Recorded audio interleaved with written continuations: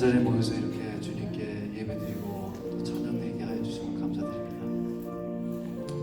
자, 이제 마음을 가다듬으면서 오로지 주님께 집중하는 시간 갖겠습니다. 자, 우리 다 같이 통성으로 입을 벌려 기도드리겠습니다. 하나님 아버지 감사합니다. 지난 시간에도 저희들 눈동자같이 지켜주시고 또한 하나님 아버지에 대한 믿음으로 살아가게 하여 주시면 감사드립니다. 저희들이 정말로 생각하고 말하고 행동할 때마다 우리 속에서 잠잠히 머무시는 그 주님의 그 사랑을 느끼게 하여 주시옵소서.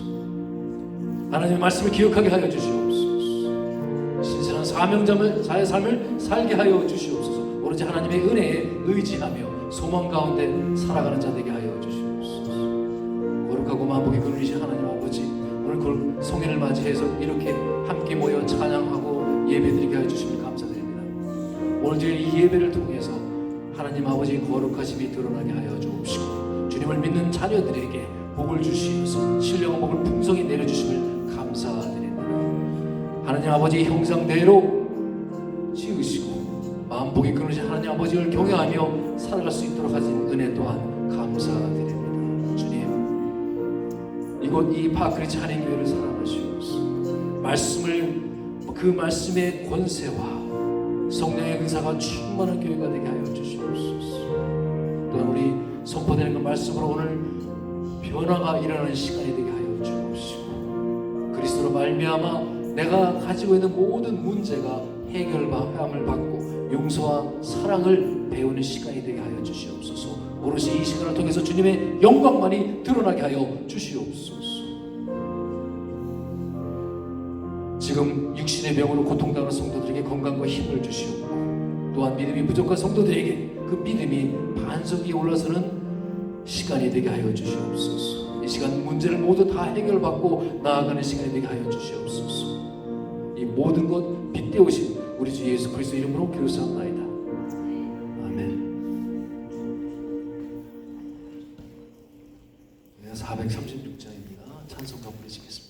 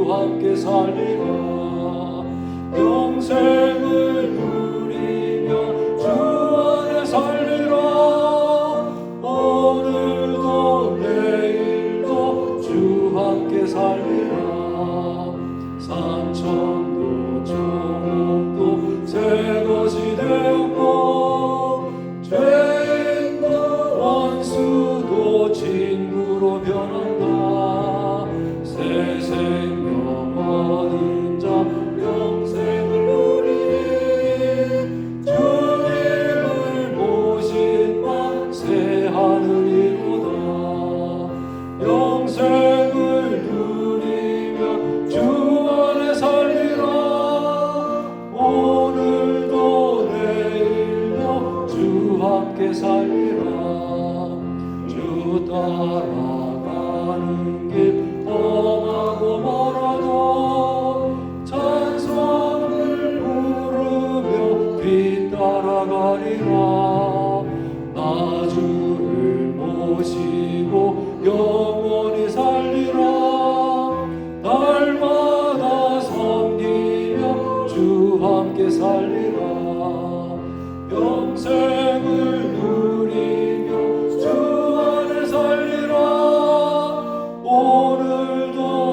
내일도 주와 함께 살리라. 아멘. 박노식 집사님께서 예배를 위해서 기도해 주시겠습니다.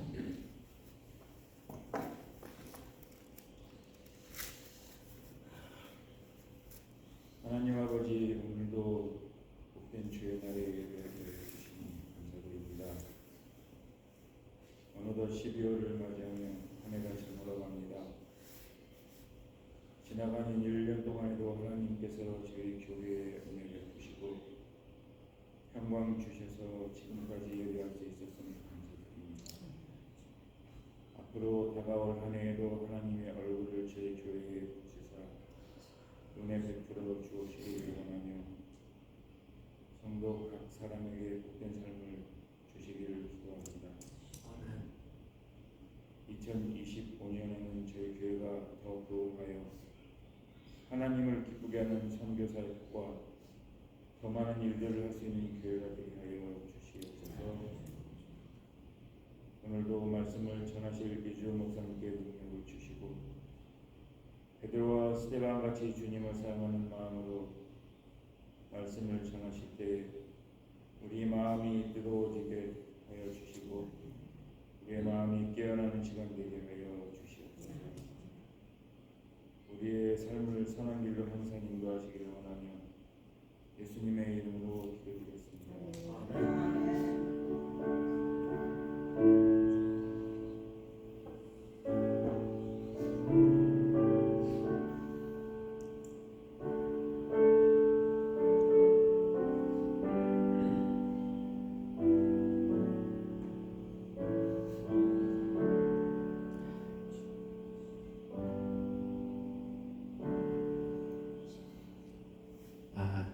감사합니다.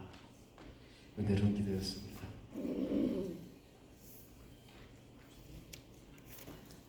우리 다 같이 주보 참조하시고 공동체 소식 보겠습니다. 좀 앞으로 좀 나오시겠습니다. 다리가 중간에 비어 있으니까 참 그러네요. 조금만 앞으로 좀 나오세요. 네, 감사합니다.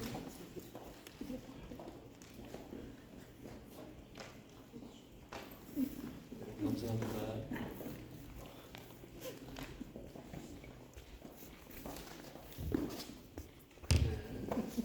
성탄절이 얼마 안 남았죠. 성탄절을 기점으로 해서 4주 전부터 대림절이라고 해서 예수 그리스도의 탄생과 그분의 오심을 기다리는 주간입니다.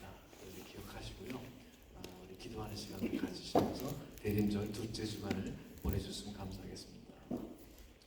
우리 수요 예배 창세기 강의하고 있고 토요 새벽 기도에 사도행전 강의하고 있습니다.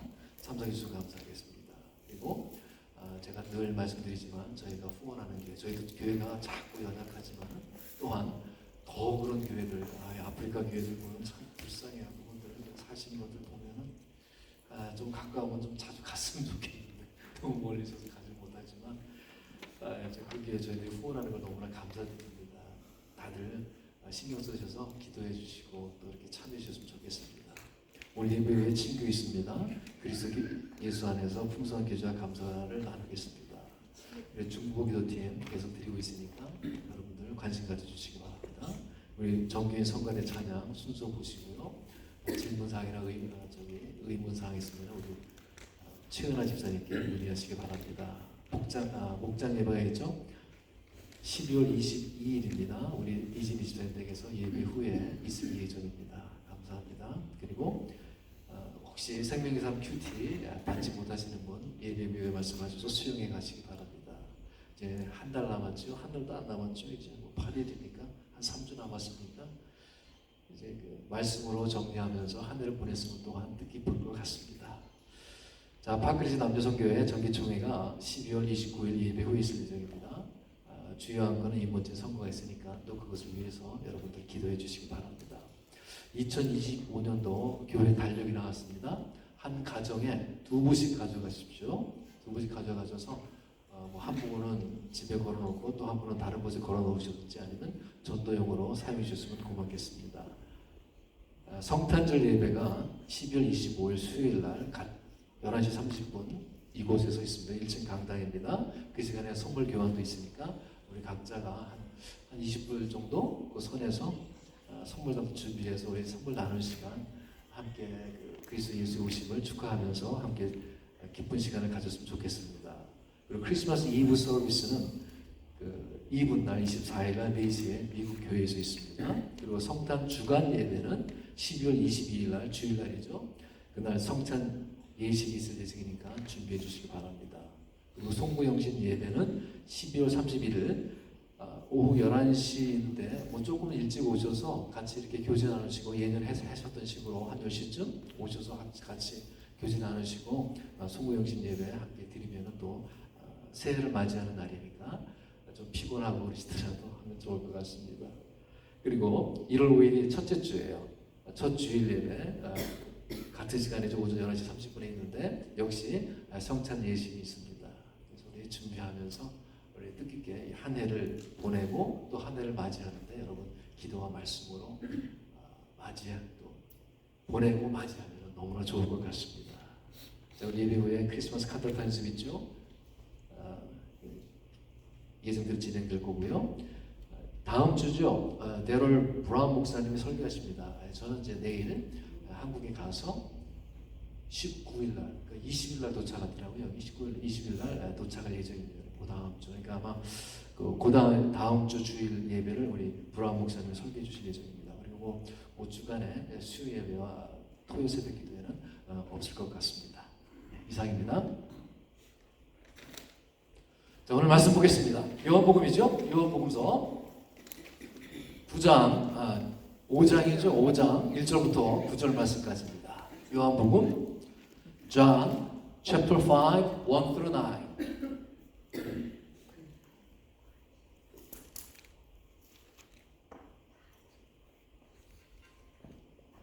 제가 신약성경 149쪽입니다. 찾으셨죠? 읽으시기 바랍니다. 시작.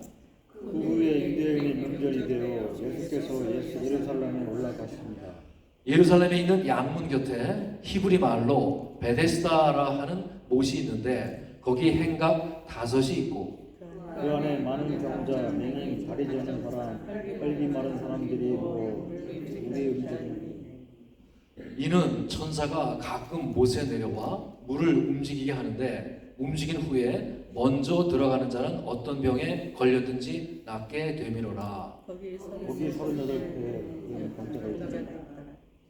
예수께서 그 누운 것을 보시고 병이 벌써 오래된 줄 아시고 이르시되 내가 낫고자 하느냐.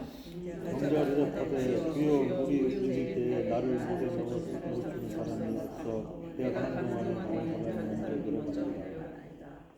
예수께서 이르시되 일어나 내 자리를 들고 걸어가라 하시니 그 사람이 곧 나와서 자리를 들고 걸어가니라. 이날은 안식일이니. 아멘. 하나님 말씀입니다. 우리 성가대 찬양하겠습니다.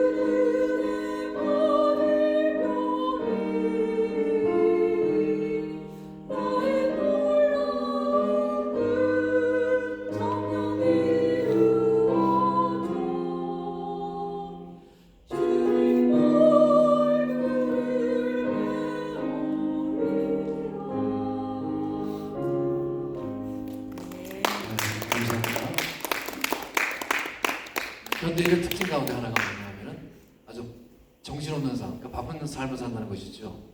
더더욱이 이제 12월 연말을 맞이하면 더 분주한 것 같습니다. 뭐 실제로 바쁘지 않더라도 이 심리적으로 정신적으로 바쁘게 지내죠. 여러분 이렇게 분주할 때 조심해야 됩니다. 분주할 때 왜 그렇죠? 분주하면은 반드시 잊어버리게 돼 있어요. 그런 경우도 많이 하죠. 너무 분주하게 살다 보면 저도 그래요. 너무 분주하게 살다 보면 내가 정말로 중요한 것이 무엇인지, 내가 정말로 누구인지, 내가 왜 이 세상에서 왔는지, 내가 뭘 해야 하는지, 내게 지금 가장 소중한 게 무엇인지 그걸 놓치고 맙니다. 그래서 너무 분주한 것보다는 약간의 여백, 룸이 있어야 돼요.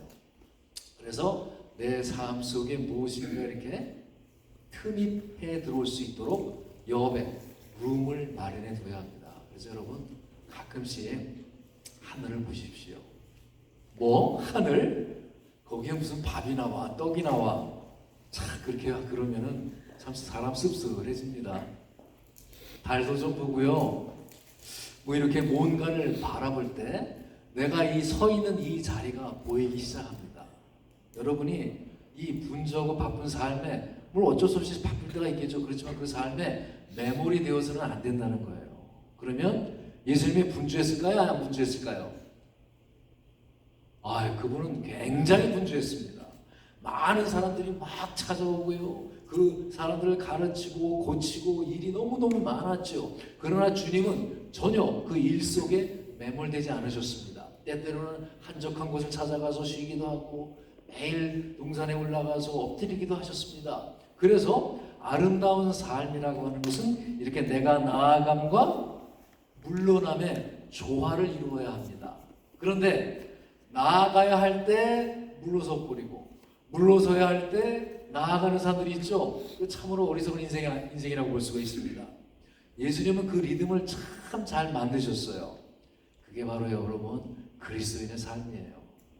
요한복음서를 보니까 예수님께서 예루살렘에서 이제 갈릴리로 가시는데 일부러 사마리아를 통과해서 가세요. 아주 그냥 싫은 땅.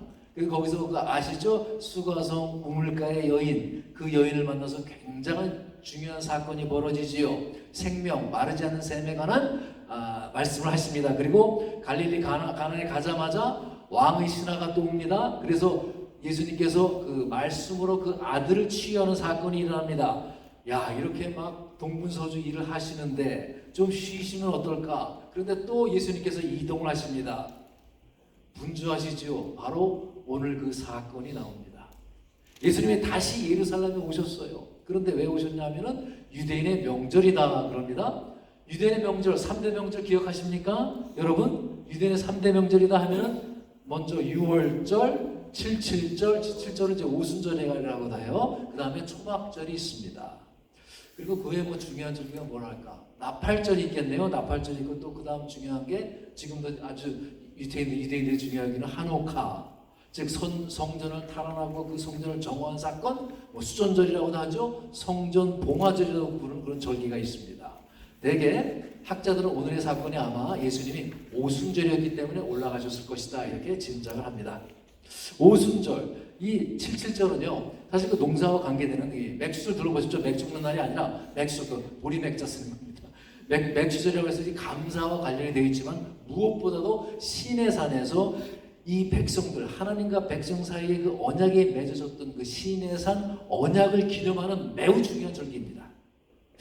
이런 절기 때가 되면은 당연히 엄청나게 많은 그 디아스포라들이, 세계에 흩어진 그 디아스포라들이 다 그 예루살렘 성에 몰려와요. 얼마나 많이 오는지 모릅니다.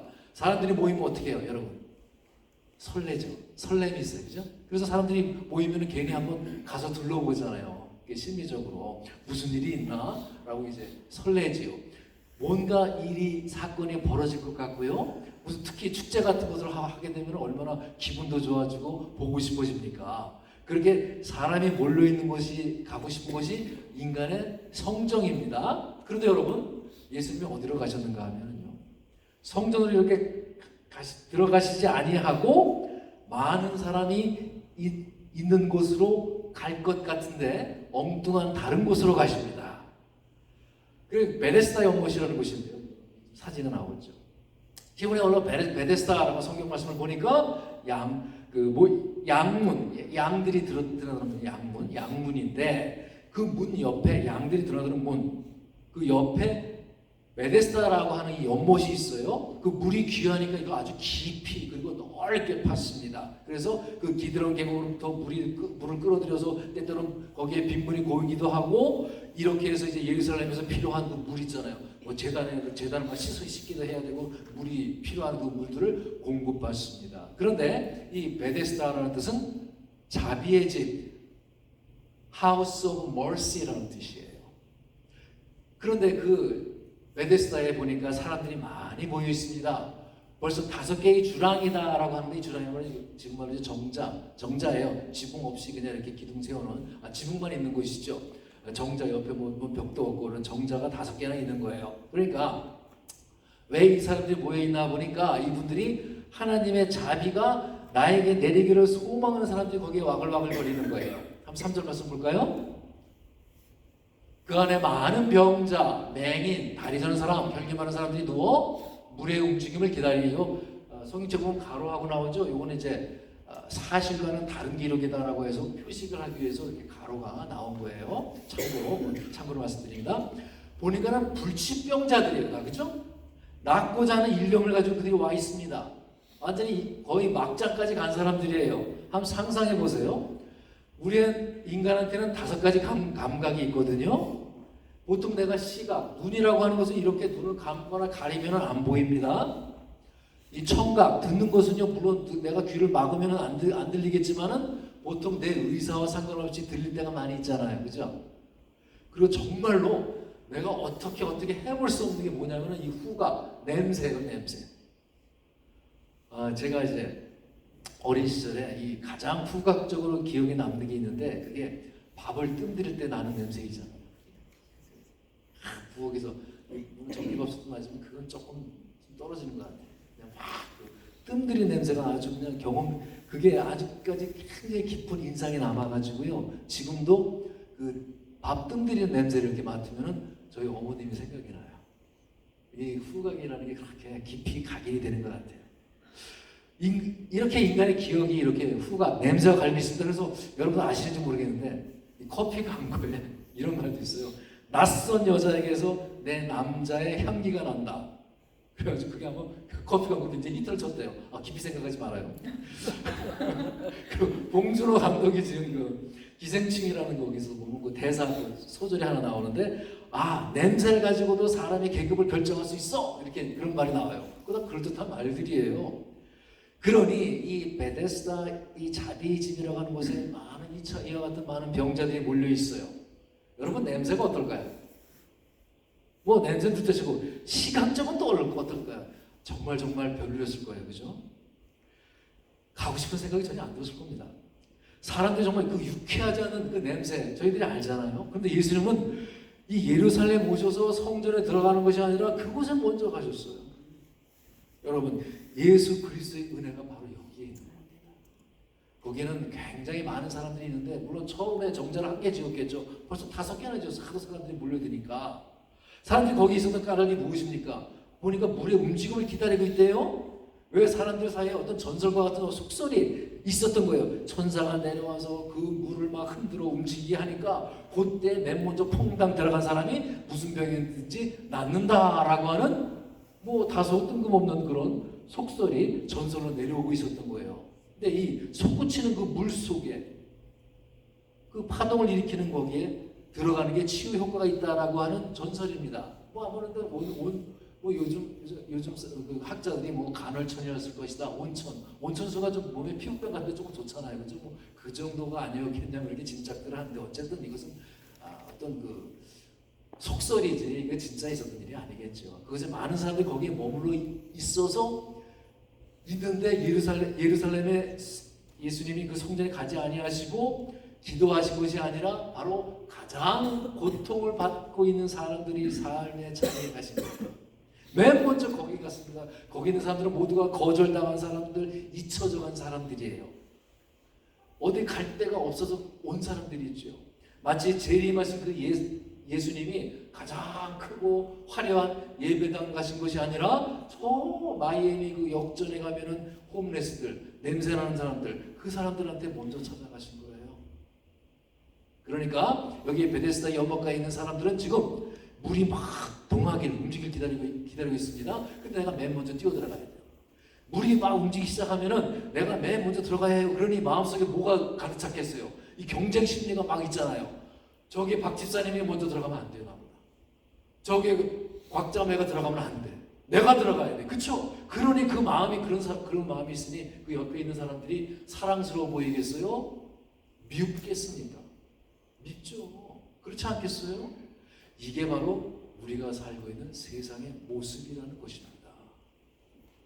여러분, 이 베데스다의 모습이 그래서 오늘날과 같은 모습이라는 거예요. 그래서 독일 말에 보면은요, 유명한 말 중 경쟁이 요즘 지금의 사회를 팔꿈치 사회라고 해요. 팔꿈치 사회. 왜 팔꿈치 사회인지 아십니까? 팔꿈치로 내가 옆 사람을 밀어 제쳐야 앞으로 내가 나아갈 수 있다는 거예요. 그렇지 않으면 내가 경제도 도태되고 죽고 만다는 것입니다. 이게 팔꿈치 사회. 그게 오늘날의 사회를 이야기하는 것입니다. 또 그렇다고 해서 여기 있는 사람들만 또 탓할 수도 없어요. 왜 그렇죠? 너무 삶이 힘든 거예요. 그러니까 지푸라기라고도 잡고 싶은 그런 심정으로 베데스다에 온 거예요. 내가 정말 천재 일류의 기회를 만나서 내가 치료를 받을 것이다. 여러분, 물에 빠지면 지푸라기로 잡는다라는 말이 있잖아요. 근데 지푸라기로 잡는다고 해서 그 소용이 있을까요? 도움이 됩니까? 근데 그들은 길바닥에 철푸덕 주저앉아서 이 지푸라기라도 잡고 다시 일어나기를 기다리고 있습니다. 제가 대학교 3학년 때요. 오래전이네요. 1980년도인가? 그때 1월 15일이죠. 새벽에. 당시 중학교 3학년 한 여학생이 스스로 목숨을 끊었어요. 자살을 했어요. 그런데 그 학생이 전교 1등 하는 학생이에요.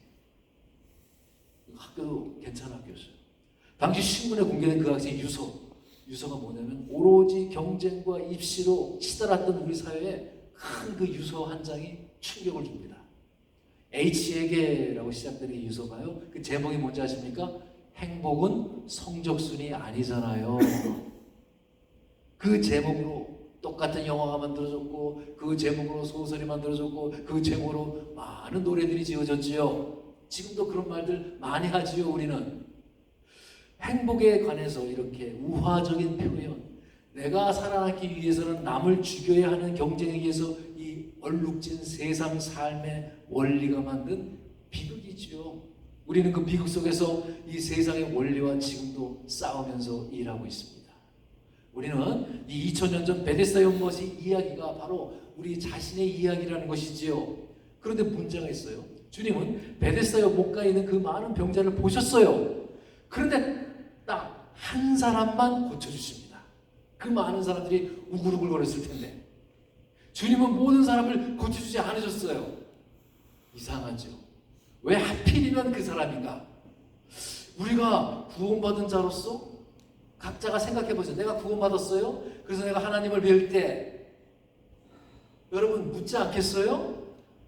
하나님 왜 나입니까? 누가 그것을 나를 왜 구원하셨는지 그걸 어떻게 완벽하게 설명할 수가 있겠습니까? 우리가 이 시간 여러분들이 이 자리에 와 있다는 것을 누가 과연 설명할 수 있을까요? 우리의 그 무엇을 보고 주님은 우리를 주님의 처소에 와 있게 하시는 걸까요? 우리 중에 제 아무리 학식이 깊은 신학자라 하더라도 설명할 수가 없습니다. 오직 우리는 그것이 하나님이 기쁘신 뜻이었다라고 말할 수밖에 없지요. 내가 이 자리에 있는 것 때문에 내가 그저 감사하면서 하나님께 모든 영광을 돌릴 뿐입니다. 여러분의 심령에 그런 감격이 있으십니까?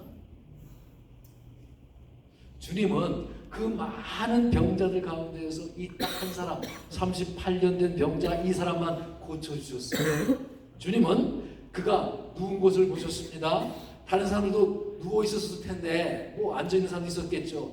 주님은 그 사람만을 보았습니다. 우리가 바로 인식해야만 하는 것이 바로 이것입니다. 베데스다에서 한 사람을 만나지요. 어떤 사람이니까 38년 동안 병이 들어서 그 자리에 누워있는 사람이에요. 38년. 정말 긴 세월이죠. 예수님이 그 사람이 누워있는 모습을 보시고 병이 오래되었다는 사실을 아시고 묻습니다. 뭐라고 묻습니까? 바로 내가 낫고자 하느냐.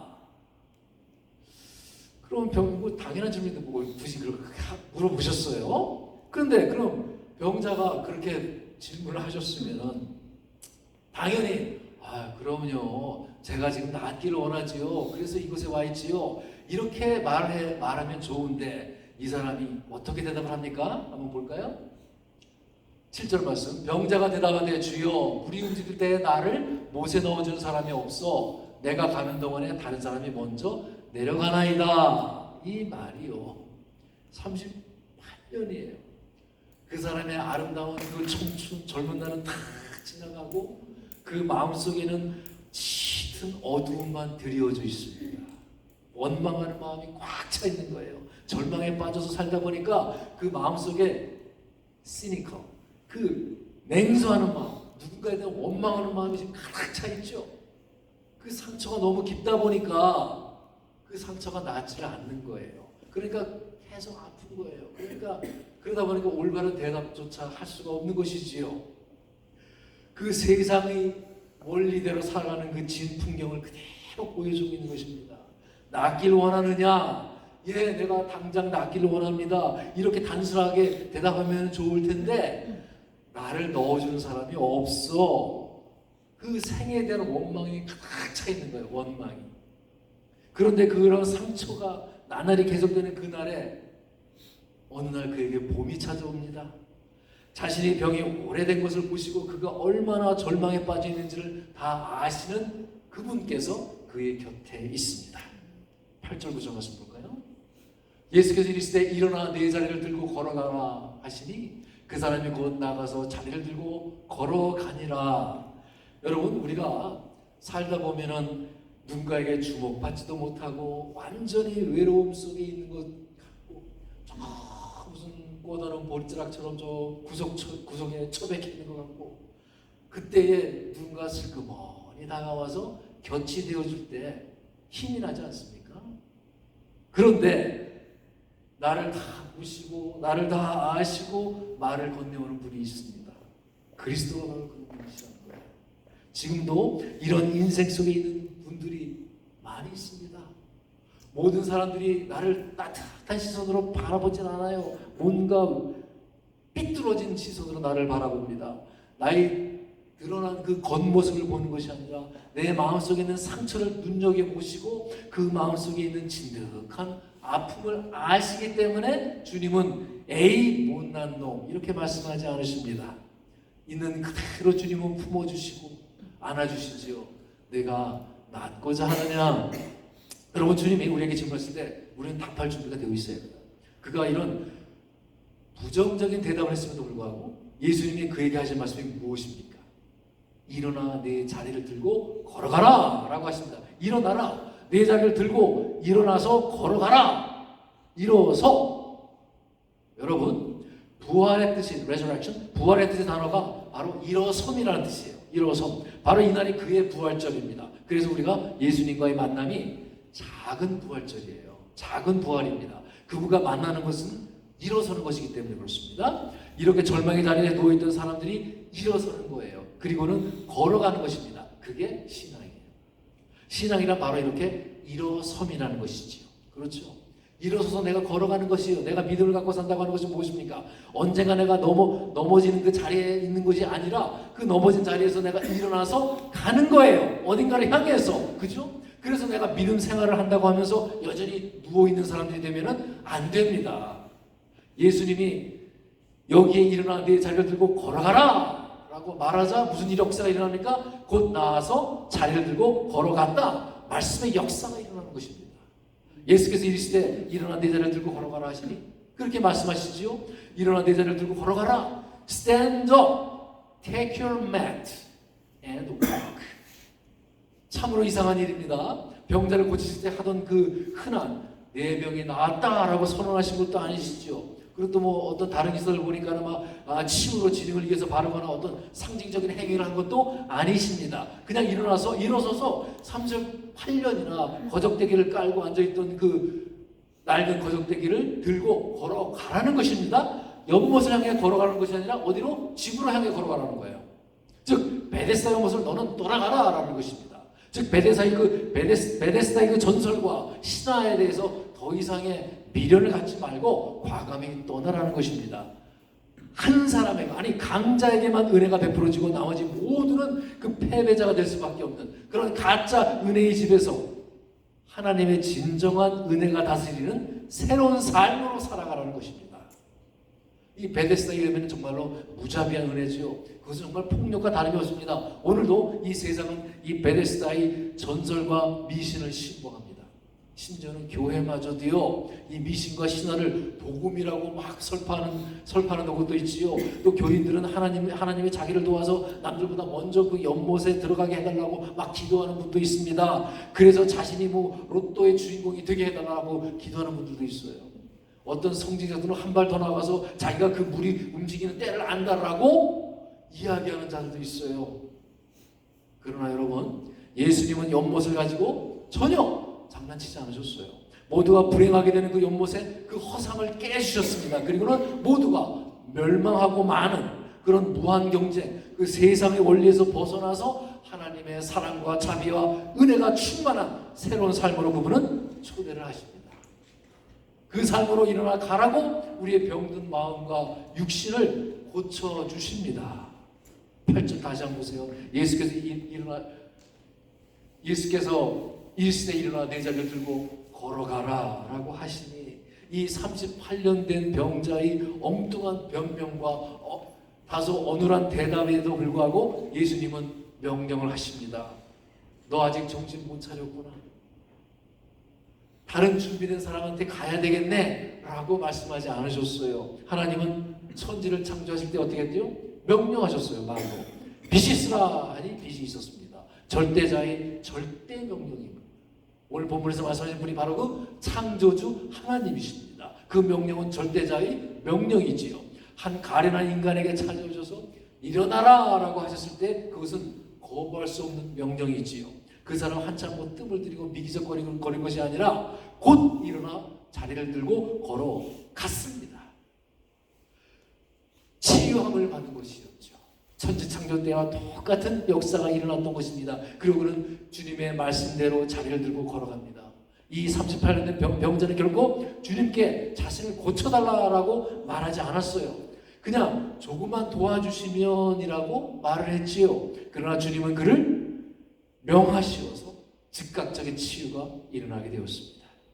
그가 받은 치유는 그것은 그가 졸라서 하는 것이 아니라 바로 주님의 전적인 은혜라고 하는 것입니다. 이처럼 주님의 참된 공동체가 되는 것은 오직 우리 모두가 하나님의 말씀으로 인해서 그 은혜를 받는 길뿐입니다. 다른 길이 없어요. 그래서 은혜를 갈구하는 심령으로 여러분 교회에 오시기 바랍니다. 여러분의 기도 속에서도 여러분이 매일 매순간에 하나님의 은혜를 누리고 살아가도록 기도하십시오.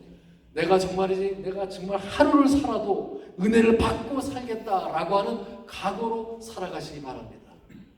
오늘 내가 무슨 일이 있든지 불평하지 아니하고 실망하지 아니하고 주님의 은혜를 구하고 나아가는 삶을 살아가시기 바랍니다. 하나님의 은혜가 바로 우리를 성도가 되게 하고 주님의 백성, 하늘나라의 백성이 되게 하는 것입니다.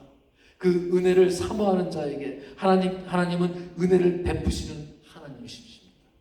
우리가 은혜를 누리지 못하고 살고 있다면 그것은 하늘 아버지께서 인색하시고 주시지 않기 때문이 아니에요. 오직 우리가 그 은혜를 구하기 위해서 엎드리지 아니하고 그 은혜에 목말라 있지 아니하고 하나님의 은혜의 말씀을 사모하는 마음이 없기 때문에 그렇습니다. 예수님께서는 우리 모두에게 그 지극히 풍성함에 따라 언제나 과분한 은혜를 베푸신다는 사실을 기억하시기 바랍니다. 여러분, 베데스다 이 연못 앞에서 38년에 된 이 긴 세월을 좌절과 원망 속에 보낸 그 병자는 아마도 이 반복되는 실패와 고통 속에서 나는 이제 할 수 없어. 나에게는 되는 게 정말 하나도 없네. 뭐라 그러죠? 뭐 앞으로 넘어져도 뭐 어떻게 뭐 그런 거 있죠? 뭐 떡판에 뭐 그런 말. 정말 되는 게 뭐 하나도 없네. 그러한 이 사람은 절망의 알고리즘에 빠져버린 거예요. 그런데 예수님이 오셨을 때 그의 앞에 절망의 벽은 무너져 버리고 맙니다. 여러분, 칼 블로흐라고 하는 덴마크 화가가 있거든요. 그 사람이 그런 베데스다에서 병자를 고치시는 하나님이라고 하는 작품이 있어요. 이 그림을 이제 보면은요,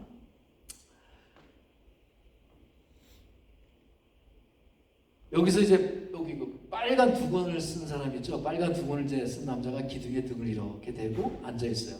오른 종아리를 싸맨 것 같은 것으로 보아서 아마 온천물이 뽀글뽀글 올라오면은 들어가려고 이제 대기하는 사람 같아요. 흰 옷을 입은 예수님이 이제 예수님을 곁눈질해서 쳐다봅니다. 이 간헐천에 다시 솟아날 때를 놓치지 않으려고 온천만 보던 그 눈을 예수님을 이제 보는데 사뭇 그 눈빛이 불량스럽습니다. 누구보다 이 간헐천에 내가 뛰어들어가야 되는데, 그래서 내가 가장 가까이 앉아 있는데 이 예수 때문에 문제가 생겨버렸어요. 자, 여러분은 이 그림 속에서요, 이 빨간 두건을 쓴 그 남자입니까?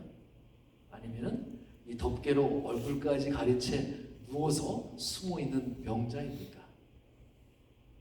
자, 여러분이 이게 두 손으로 다리를 묶은 채 그 온천에 물이 솟아올 때 내가 가장 먼저 들어가려고 하는 그 빨간 두건의 사람입니까? 아니면 이 덮개로 얼굴을 가린 채 동굴을 파고 들어간 듯 누워서 숨어 있는 병자입니까? 예수님은요, 이 억울한 듯 고가운 눈으로 쳐다보는 그 빨간 두건을 쓴 남자를 전혀 의식하지 않고 있어요. 그죠? 그분은 38년 된 병자, 누워있는 병자에게 덮개를 이렇게 들추고 빛을 보게 하십니다. 누군가 도와주기만을 바라는 이 병자에게 일어나 내 자리를 들고 걸어가라 라고 말씀하십니다.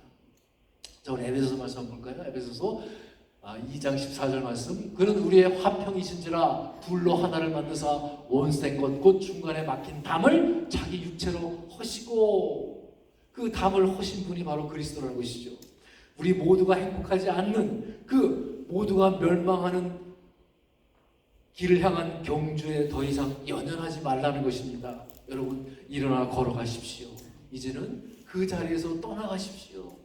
발길을 돌리십시오. 38년이나 신봉해온 우리의 잘못된 습관들, 내 뿌리 깊은 그 자존심 내서 여러분 벗어나십시오. 절망과 낙심에서 일어나십시오. 예수 그리스도께서 우리를 모두가 행복한 하나님 나라 새로운 삶으로 그분은 부르고 계십니다. 가짜 은혜가 아니라 하나님의 은혜가 다스리는 그 평화와 고침이 있는 삶으로 그분은 초대하고 계십니다. 여러분, 우리 신앙을 가장 방해하는 게 뭔지 아십니까? 나에게 주는 고통이나 문제라고 생각하시죠? 아니에요. 잘 보면 바로 여러분들 각자 가지고 있는 인간의 자존심입니다. 그렇게 말씀드리니까 자존심이 좀 상하시죠? 근데 그게 사실이에요. 그래서 제가 한번 비유를 말씀 드렸었죠. 그 어린아이에게서 신앙을 배워야 된다고 그랬죠. 전에 한번 예를 드렸던 것 같아요. 아이들이 잘못했어요. 그럼 그 아이를 막 야단치잖아요. 너 앉아. 너 왜 그랬어? 막 그럼 애가 막 울먹울먹거리고 막 얼굴을 막 실룩실룩거리다가 이 아이가 아주 고도의 수단을 씁니다.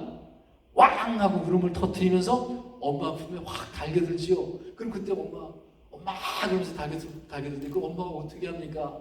그 아이를 확 안아주면서 달래면서 다시는 그러지 마. 그러면서 용서해 주지 않습니까? 그 아이의 싹수가 이미 파란 겁니다. 그런 애들은 인생을 어떻게 살 줄 아는 거예요. 가장 인간이 갖고 있는 그 최고의 지혜는요, 어떤 상황과 어떤 상태 속에서도 하나님의 긍휼과 하나님의 자비 앞에 나를 맡길 줄 아는 사람이에요. 성경은 전부 그 얘기예요, 사실은. 오늘 이 말씀이 모든 그 누더기가 되어버린 여기저기 흩어져 있는 내 그 자존심들, 상처투성이들, 그걸 다 십자가 밑에 내려놓고 주님의 긍휼에 하나님의 자비에 내 온 몸을 맡기시기 바랍니다. 그곳에 우리의 진정한 참 교회가 있습니다. 교회는 절대적으로 하나님의 말씀이 끌고 가는 곳이에요. 그래서 우리 파크레시 교회가 주님의 참 교회가 되는 것은 오직 우리 모두가 하나님의 말씀으로 인해서 은혜를 받는 길뿐입니다. 다른 길이 없어요. 오늘 이 아침에 주님께서 우리에게 묻고 있습니다. 너는 낫고 싶으냐? 낫기를 원하느냐? 그렇다면 여러분, 여러분의 자리에 들고 일어나 걸어가십시오. 주님이 가신 길을 따라 힘차게 걸어가십시오. 그분이 바로 우리의 길이요 진리요 생명이십니다. 길이신 그분을 따라서 진리와 생명의 길로 날마다 힘차게 걸어가는 그리스도인들이 되시기 바랍니다. 그래서 주님께서 우리 모두에게 지극히 그분의 풍성하심에 따라서 그 은혜를 내가 입고 성도다운 성도들이 되게 하시고, 베데스다라는 그 이름대로, 정말 그 이름대로 우리 파크리스 교회를 정말 은혜의 집, 긍휼의 집으로 되게 하시는 그 은혜가 여러분 각자에게 충만하시기를 우리 주 예수 그리스도 이름으로 축복드립니다. 자, 우리 기도하시겠습니다. 오늘 주신 그 말씀 가지고 하나님의 은혜를 바라보는 은혜 속에 미끄러지지 않다.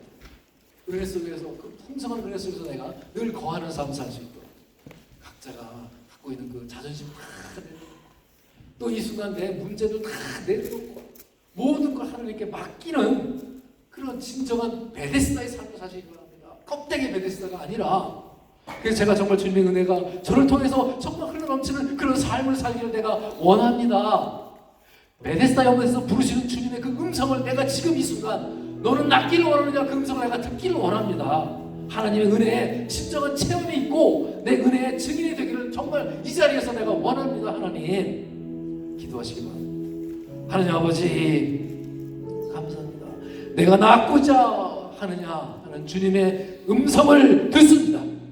내 마음에 새겨진 이 상처와 육신의 질병으로 그 아픔에 대한 원망을 다 거두어내고, 내 이 껍데기를 다 거두어내고, 내 이 자존심 다 거두어내고, 내가 낫고자 하느냐 하는 주님의 음성을 듣게 하여 주시옵소서. 주님의 음성으로 내가 그 절망의 자리에서 벗어나 일어서 부활의 아침을 맞이한 것처럼 걸어가게 하여 주시옵소서. 하나님의 진정 은혜가 다스리는 새로운 삶으로 돌아가게 하여 주시옵소서. 예수님의 말씀이 오늘도 내 가슴 속에 정말 그 나팔 소리처럼 크게 울려 퍼지게 하여 주시옵소서. 그래야 그 부활의 생명으로 살아가는 자 되게 하여 주시옵소서. 가만히 누워서 허무하게 끝나는 그런 별 볼 일 없는 인생이 아니라, 그저 세상의 눈치만 살면서 그저 주눅이 들어서 어찌할까 모르는 그런 삶이 아니라, 마귀와 질병을 등이 대적하여 이기게 하여 주시옵소서.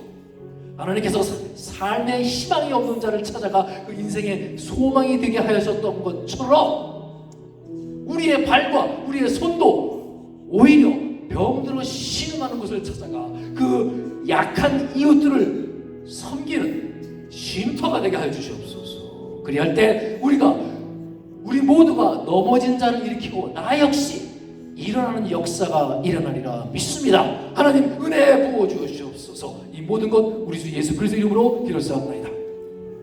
아멘. 우리 찬송가 438장이죠. 다 같이 일어서서 부르시겠습니다. 내 영혼이 음처럼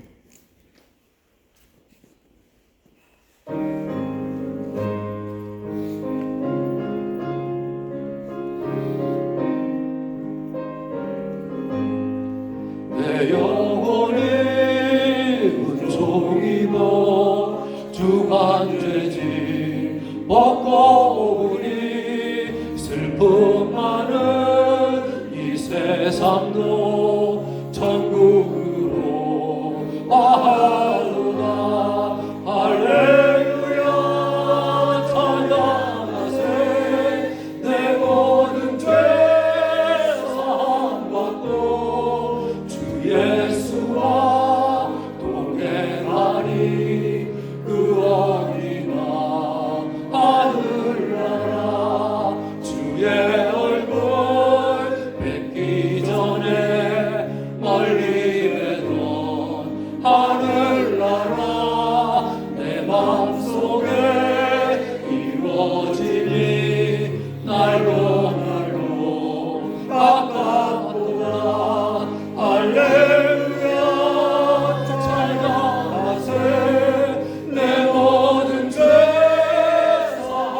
사함받고 주 예수와 동행하니 그 어디나 하늘나라 높은 산이 거친 들이 조망이나 궁궐이나 내 주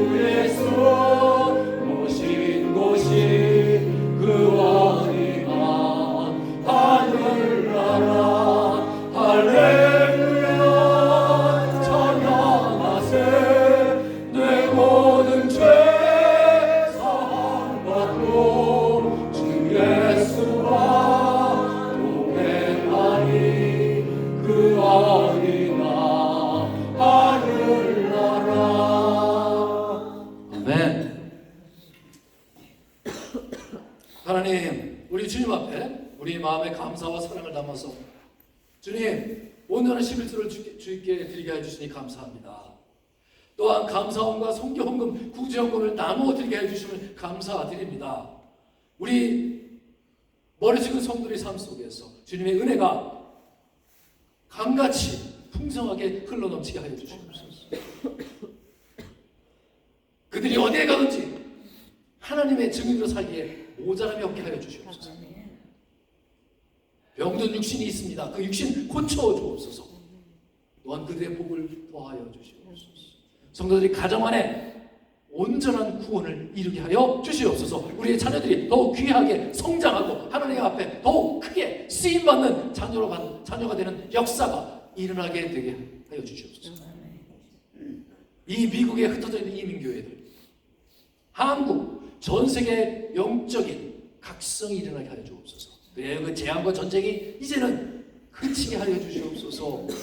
주님, 그 토교의 작은 교회, 그 교회와 그 성도들이 가난에서 벗어나 질병의 치유가 임하게 하여 주시고 하나님의 은혜가 동일하게 강같이 흐르게 하여 주시옵소서. 모든 지역, 모든 족속에게 성교의 새로운 문이 활짝 열리게 하여 주시옵소서. 하나님 아버지, 파크리지 교회 모든 성도들 위해 주님께서 은혜와 축복을 허락하여 주시옵소서. 이제는 우리 구주 예수 그리스도의 은혜와 하나님 아버지의 다함이 없는 사랑과 성령님의 감화 감동 그리고 교통 역사하심이 오늘 주신 말씀을 내 마음속에 담고 주님의 음성에 귀 기울이며 은혜를 받고 그 힘을 얻어 달려가기로 다짐하는 예배하는 모든 주의 자녀들 머리 위에 교회에 지금부터 영원까지 함께 계실지어다.